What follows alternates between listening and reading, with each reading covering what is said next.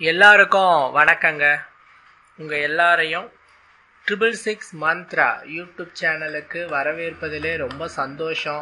தொடர்ந்து நம்மளுடைய சேனலிலே ஆன்மீகம் சார்ந்த பல அரிய பதிவுகளை பதிவேற்றம் செய்து கொண்டிருக்கிறோம். உங்களினுடைய மேலான ஆதரவும் நமக்கு கிடைத்து கொண்டே இருக்கிறது.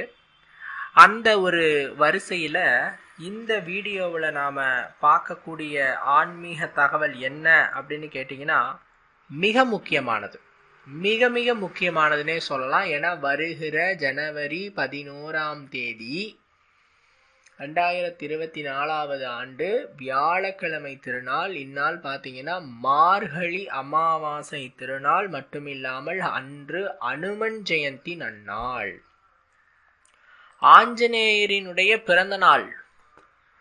இந்த நாள்ல நாம செய்யக்கூடிய ஒரு விஷயம், வருடமெல்லாம் உங்களுக்கு பணவரவை ஏற்படுத்தி கொடுக்கும்.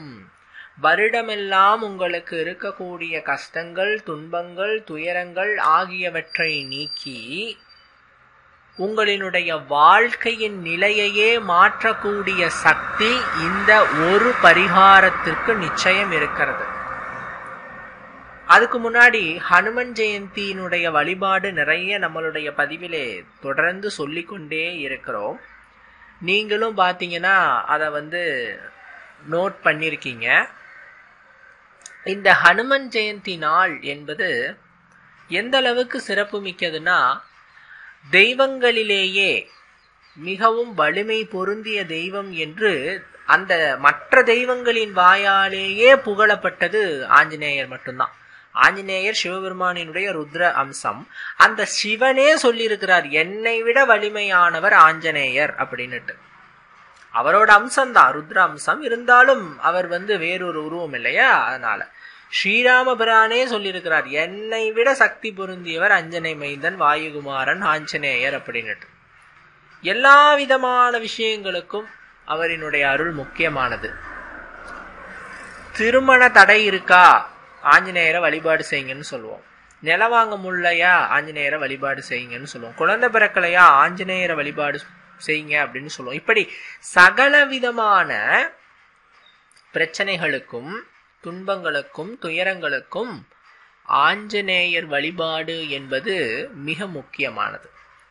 இந்த ஹனுமன் ஜெயந்தி நாள்ல ஆஞ்சநேயருக்கு நெய் தீபம் ஏற்றி, ஜோடி நெய் தீபம் ஏற்றி ஆஞ்சநேயரை மனதார பிரார்த்தித்து வழிபட்டோம் என்று சொன்னால் சகல விதமான பிராப்தங்களும் உங்களுக்கு கிடைக்கும்.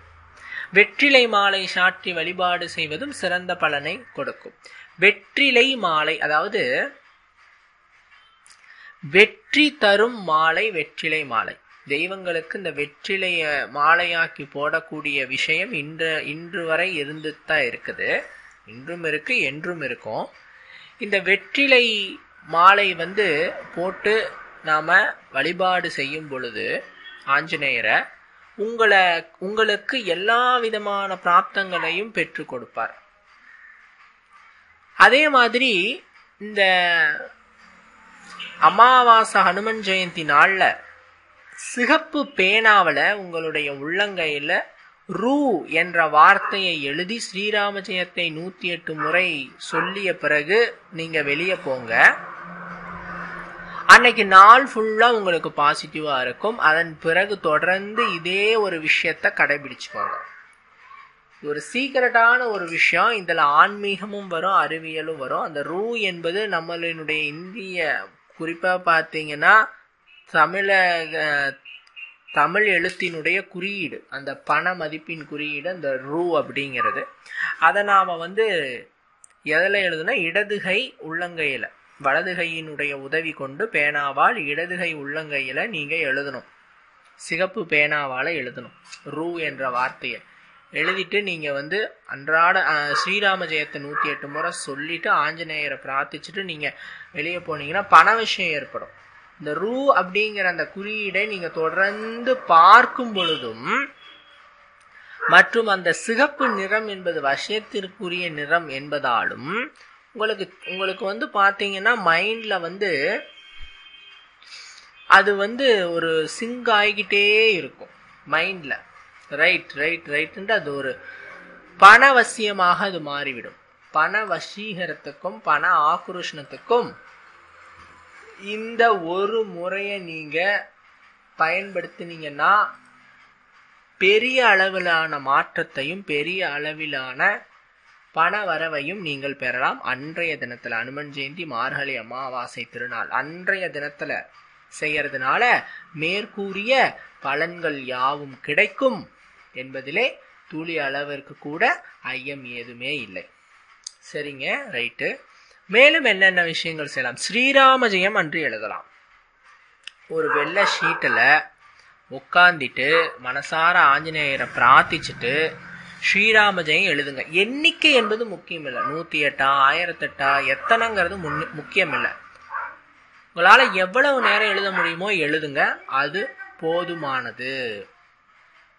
இந்த ராம மந்திரத்தை போல வலிமை பொருந்திய ஒரு சிறப்பான மந்திரம் எதுவுமே இல்லை என்று உறுதியாக சொல்லலாம். ஏன்னா எப்படி விஷ்ணுவை வழிபட்டால், அதாவது பெருமாளை வழிபட்டால் லக்ஷ்மி தேவி கூப்பிடாமலேயே ஓடோடி வருவாளோ, அதே மாதிரி ஸ்ரீராம ஜெயம் சொல்லி ராமபிரானை வழிபட்டால் ஆஞ்சநேயர் கூப்பிடாமலேயே ஓடோடி வருவார் என்பதும் உண்மையான ஒரு விஷயம். சோ ஆஞ்சநேயரை நீங்கள் அவாகனம் செய்ய வேண்டும் என நினைத்தாலும், அவரை நீங்கள் பிரார்த்தனை செய்ய வேண்டும், அவரினுடைய அருளாசியை பெற வேண்டும் என நினைத்தால் ஸ்ரீராம ஜெயம் சொல்லி ராமரை வழிபாடு செய்யுங்கள்.